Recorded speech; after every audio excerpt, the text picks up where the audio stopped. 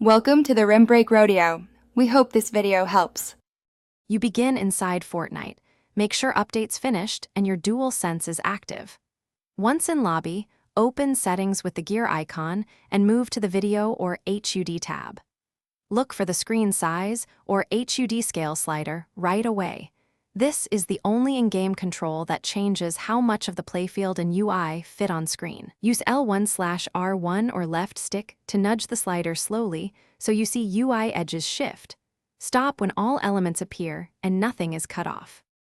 Once you've adjusted Fortnite slider, refine the result using your Ps5 display area.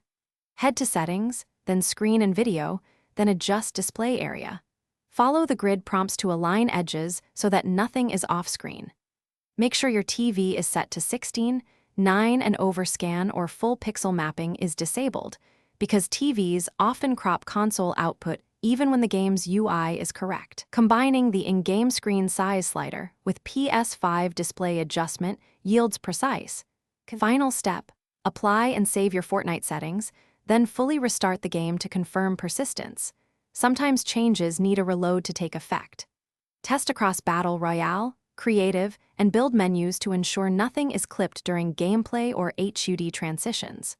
If UI elements remain off-screen, recheck Ps5 display area and your TV's overscan or picture size settings. If still unresolved, update TV firmware or reinstall Fortnite.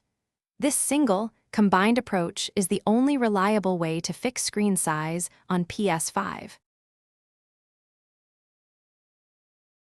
Thanks for watching. Consider subscribing if we helped you.